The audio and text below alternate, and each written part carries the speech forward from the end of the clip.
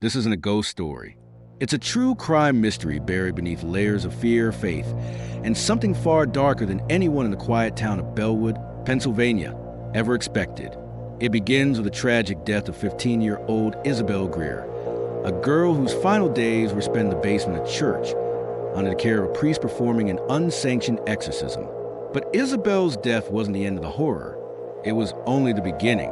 In this three-part series, we dive deep into the chilling investigation that followed, uncovering strange disappearances, secrets buried by the church, and the disturbing reality of what may have been unleashed that night. This is part one of She Died During an Exorcism. What happened next was worse. Bellwood, Pennsylvania, October 2022, nestled between thick woods and crumbling hills. Bellwood was a kind of town that didn't make the news. One gas station, one school, one steeple. There were more deer than people, and life moved slow, which is why when 15-year-old Isabelle Greer, daughter of Matthew and Ruth Greer, stopped showing up to school, people noticed.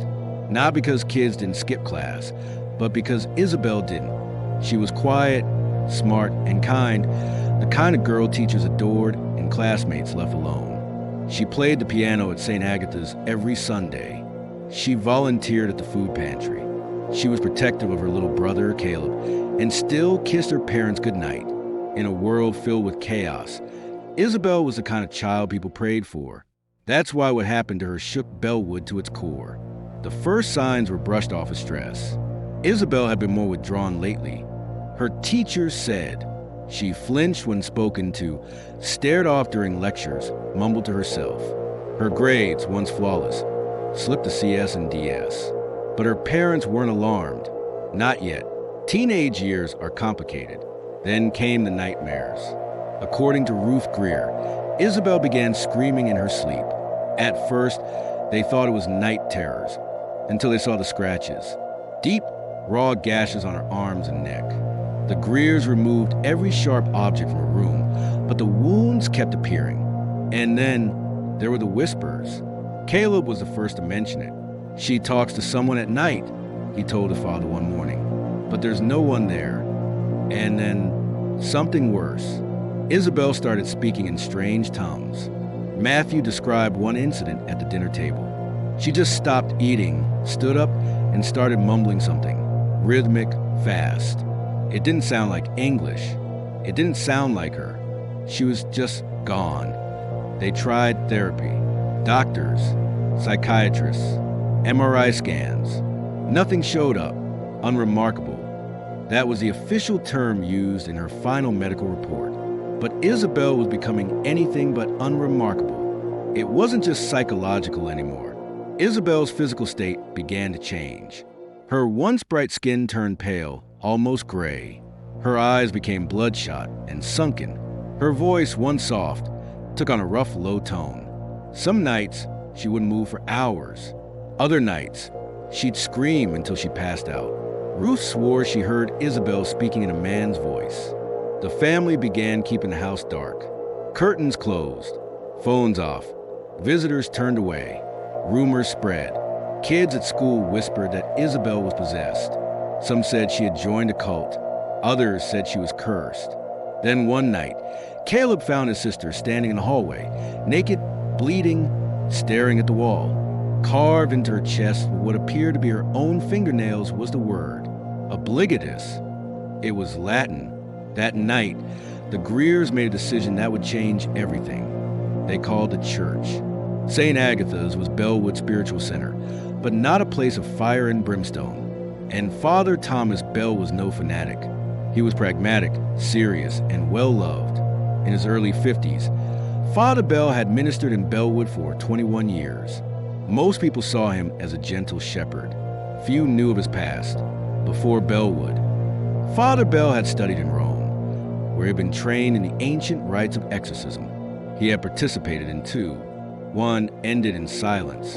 The girl survived but never spoke again. The second ended in death. A boy in upstate New York. His case had been sealed.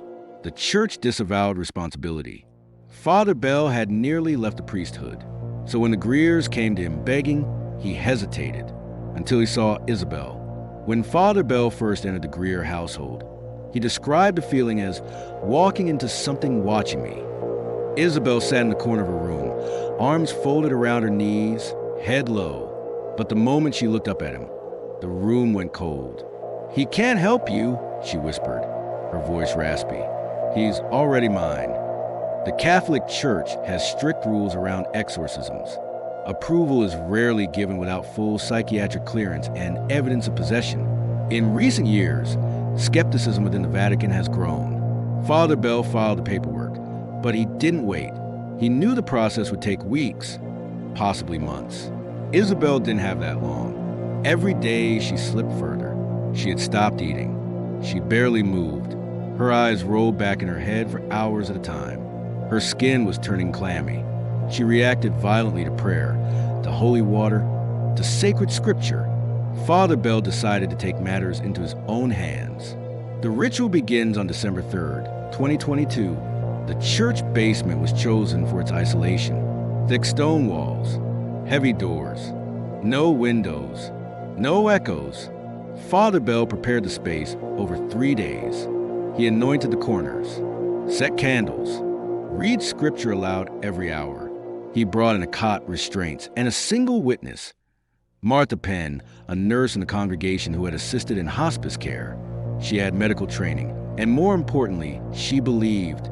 The Greers were instructed not to tell anyone. Isabelle was sedated and brought to the basement at 8:45 p.m. The ritual began at 9:32. From the first Latin verse, the air changed. Isabelle thrashed violently. She screamed in languages she didn't know. First French, then Latin, then something guttural and unknown. She began speaking in male voices, laughing in bursts, then sobbing uncontrollably. Father Bell continued. The rite was read aloud 3 times. Isabelle's eyes turned completely white. At 1:12 a.m., she convulsed so violently that the cot snapped. At 2:04, she began coughing blood. At 2:47 a.m., her heart stopped. Father Bell tried to resuscitate her. Martha called for an ambulance, but Isabelle was gone. She died in the basement of a church during an unauthorized exorcism.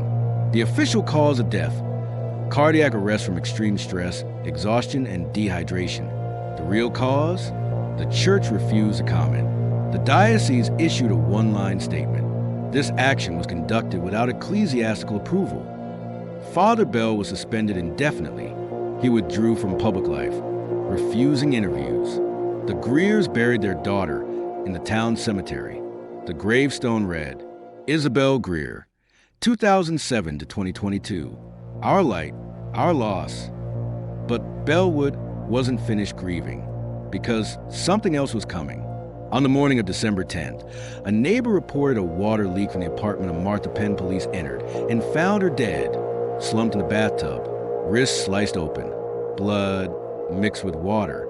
No signs of struggle. But one detail made the scene deeply unsettling.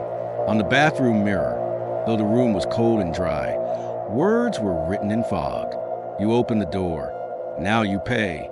Detective Rachel Vance, a 42-year-old homicide investigator from Harrisburg, was brought in.